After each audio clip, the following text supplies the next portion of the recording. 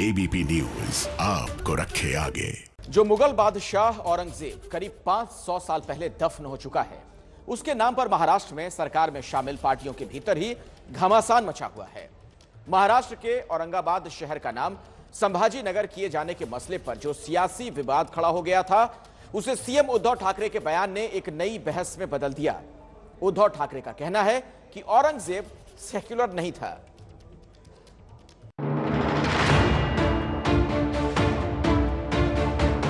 एक गोष्ट अशी, औरंगजेब काय सेक्युलर नव्हता?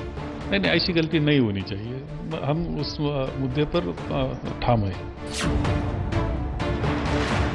इसके बारे में मेरा इतना ही कहना है, हमारा जो Maha Vikas Aghadi common minimum program के आधार पे आगे आया। जब 5 वर्ष औरंगाबाद में उनकी सत्ता थी, महाराष्ट्र में भी सरकार के रूप में वे स्वयं बैठे थे, तब वे कौन सी कुंभकर्ण की निद्रा में थे?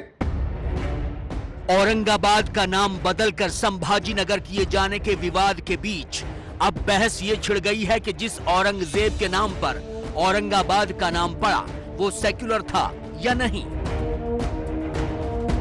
औरंगाबाद का नाम बदलने के मुद्दे पर महाराष्ट्र की गठबंधन सरकार में शामिल पार्टियों के भीतर ही घमासान मचा हुआ है।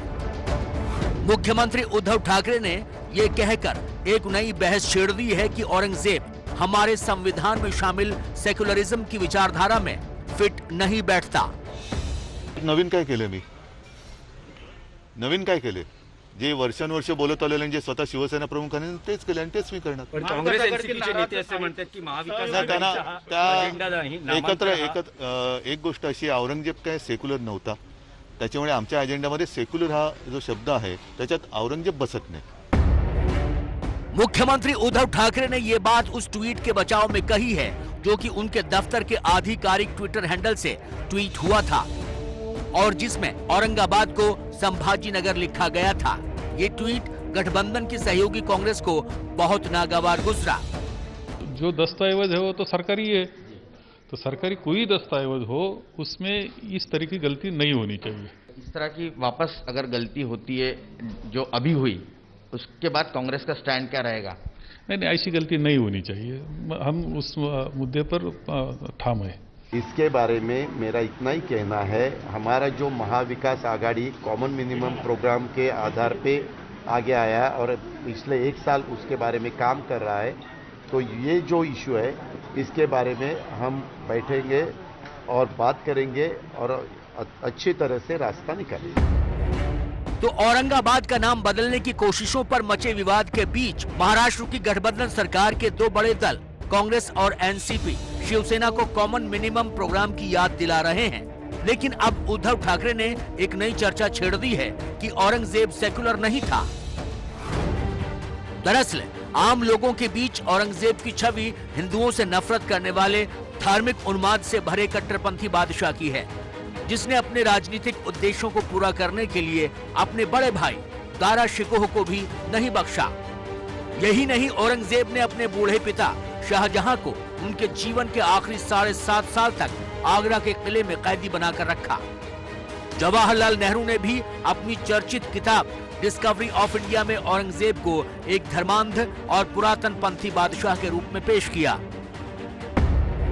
औरंगजेब अकबर के बाद दूसरा ऐसा मुगल बादशाह था जिसने करीब करीब आधी सदी तक राज किया।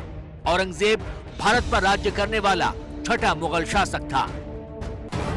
पहला मुगल बादशाह बाबर था, उसके बाद उसके बेटे हुमायूं ने राज किया। हुमायूं के बाद उसका बेटा अकबर बादशाह बना। अकबर के बाद बेटे जहांगीर ने राज किया। जहांगीर के बाद उसके बेटे शाहजहां को बादशाहत मिली और शाहजहां के बाद उसके बेटे औरंगजेब ने राज किया। शाहजहां ने औरंगजेब को दक्षिण भारत में मुगल साम्राज्य का विस्तार करने के लिए भेजा था। उसी के नाम पर औरंगाबाद शहर का नामकरण हुआ। लेकिन अब जबकि औरंगाबाद को संभाजी नगर किए जाने पर महाराष्ट्र सरकार की तीनों गठबंधन पार्टियों में घमासान मचा है। बीजेपी ने इस पूरे एपिसोड को राजनीतिक नौटंकी करार दिया है। हम शिवसेना से पूछना चाहते हैं, ये उनकी नौटंकी है या दिल और जहन से वे इस बात को करना चाहते हैं? यदि संभाजीनगर नाम लिखना इनके दिल और जहन में होता तो वे जब 5 वर्ष औरंगाबाद में उनकी सत्ता थी, महाराष्ट्र में भी सरकार के रूप में वे स्वयं बैठे थे, तब वे कौन सी कुंभकर्ण की निद्रा में थे?